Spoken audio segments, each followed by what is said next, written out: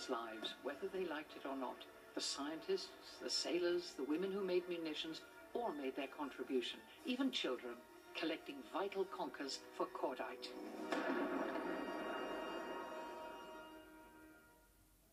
A world at war led to great social change. With men away at the front, women stepped into many of the roles they'd left behind. The women of Blythe in Northumberland were among thousands who met that challenge, but their reputation as equal opportunity pioneers wasn't just one in the workplace. This story comes from Jerry Jackson of Look North in Newcastle. She was a miner's daughter, tall, strong, and only 17, and a goal-scoring phenomenon.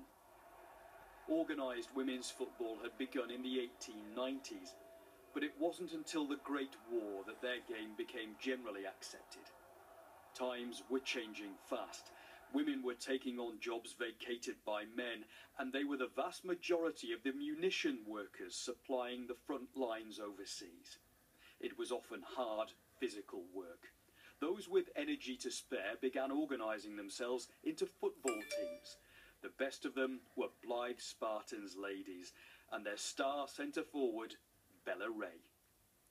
Nearly 100 years on, her granddaughter is walking in her footsteps. There was crowds of 10,000, sometimes 22, which was a lot of people in those years, you know. I mean, some of them don't get that now, do they? In one season, Bella's team were unbeaten in all their 30 games, and she scored 133 times.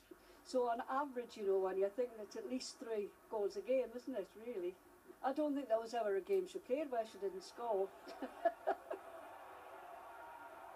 What would the atmosphere have been like at this ground during those days? Well, when you consider that the people were working very, very long hours, 7 days a week often, with very little time off, there was nothing else in the way of release from them from the hard work that they were having to do.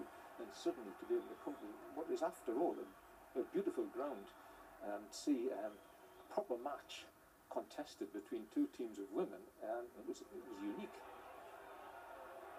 The matches drew ever bigger crowds, all raising funds for the war effort.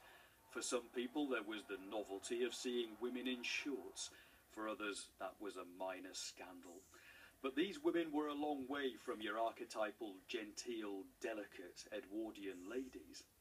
Some of the language that could have been heard here was a bit industrial. But it wasn't just the language. They could be quite violent. I mean, kicking and hacking one's opponent was quite common among the girls. And Bella herself commented on the fact that she sometimes came up against some big, hard ladies, and she had to give as good as she got. This helps explain why she was so successful. It does indeed, yes.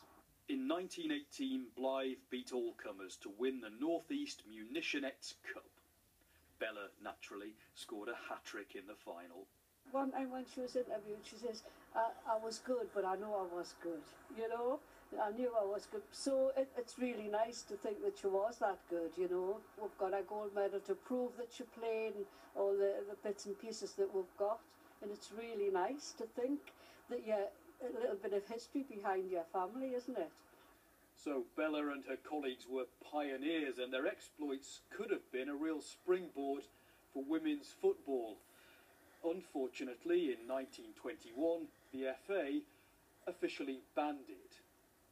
And that ban wasn't lifted until the 1970s. I mean, Bella herself worked well into her 60s for a local farmer. And, you know, I sometimes wonder if when she was working in the field, she cast her eye in the direction of Croft Park and, you know, heard faint echoes from the past of people shouting, "Away, Bella!" And imagined herself, you know, 17 years old again, crashing the Fears Drive past a rather unfortunate visiting goalkeeper.